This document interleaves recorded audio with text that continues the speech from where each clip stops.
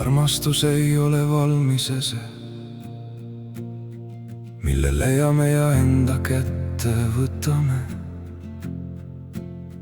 Ta võib sündida ühe ainsa tundena, kui tema kuju loome meie.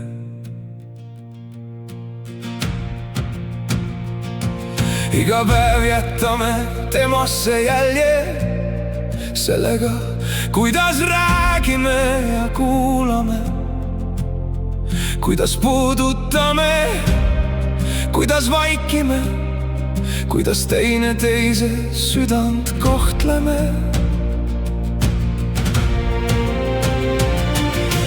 Tänulikkus annab talle soojust, kaastunne õpetab mõistma, siirus annab talle eheda näo, intiimsus julguse lähemale tulla.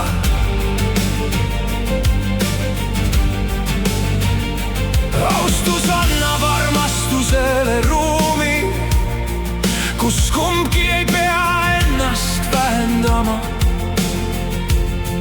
Vastutus annab talle tugevuse, ka siis, kui oleme eksinud. Ja meie piirid annavad talle kuju, mitte selleks, et armastust vangistada, vaid et me teaksime, mida hoiame ja miks see meile püha on. Sest piir ja ego pole üks ja sama, ego tahab vahel teist enda järgi vormida.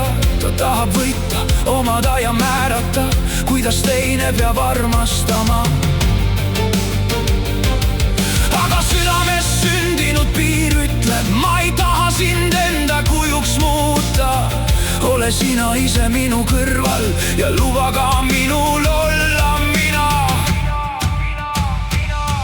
Nii kujundame armastust iga päev, mitte ainult suurte lubadustega, vaid väikeste sõnade ja tegudega, mida keegi teine võib-olla ei näegi.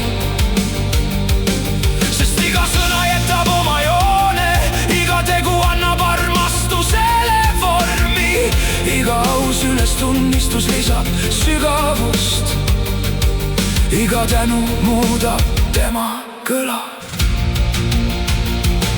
Ja kui ehedus meie vahel kasvab, muutub ka lähedus sügavamaks. Ausus ei lõhu seda, mis on päris, ta annab sellele siirusele ja sisu.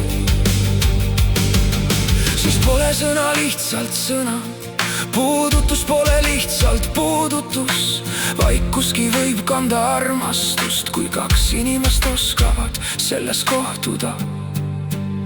Aga me võime luua ka teistsuguse kuju, kui täidame armastuse kontrolliga, hakkab tema kuju kokku tõmbuma. Kui täidame ta hirmu ja omamisega, võib lähedusest saada vangla. Kui ego hakkab rääkima armastuse nimel, võib meie neelata alla sina ja mina. Ja midagi, mis algas valgusest, võib kaotada oma esialgse näo. Seepärast pole küsimus ainult, kas meie vahel on armastus, vaid ka milliseks me oleme selle armastuse koos kujundanud. Kas temas on ruumi hingata, kas temas võib rääkida tõtt, kas temas võib öelda ei, ilma hirmuta kaotada teise südant. Kas meie armastuse kuju kannab tänulikkust, hellust ja kaastunnet, kas temas elavad ehedus ja siirus, austus, intiimsus ja vastutus. Sest armastus pole ainult see, mida tunneme enda sees. Armastus saab kuju selles, kuidas me teineteisega elame. Kuidas räägime, kuidas kuulame, kuidas andestame, kuidas vastutame, kuidas hoiame teise vabadust ilma enda vabadust kaotamata. Kuidas tuleme teineteisele lähemale ilma teineteise sisse kadumata. piirid on mu süda, mitte vangla ega sein, vaid koht, kus minu väärtused annavad armastusele kuju. Mu süda võib jääda avatuks ja siiski teada oma teed. Ta võib sind enda ligi lasta, ilma iseennast kaotamata. Sest ma ei taha armastust, mis nõuab ühe kadumist teise sisse. Ma tahan armastust, kus kaks südant võivad vabalt kõrvuti hingata.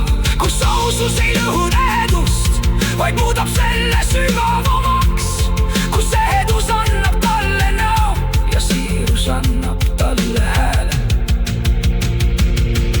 Kus tänulikkus annab soojust, kaastunne õpetab hoidma. Intiimsus lubab meil avaneda ja austus lubab vabaks jääda.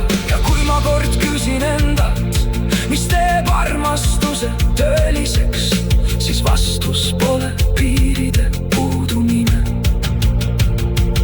See on see kuju, mille kaks inimest oma valikute, sõnade ja tegudega päev päeva järel loovad. Sest armastus võib sündida südamest, aga meie anname talle vormi. Ja lõpuks näitab selle kuju mitte see, kui ilusasti armastusest räägime, vaid see, kuidas me teineteist armastades kohtleme.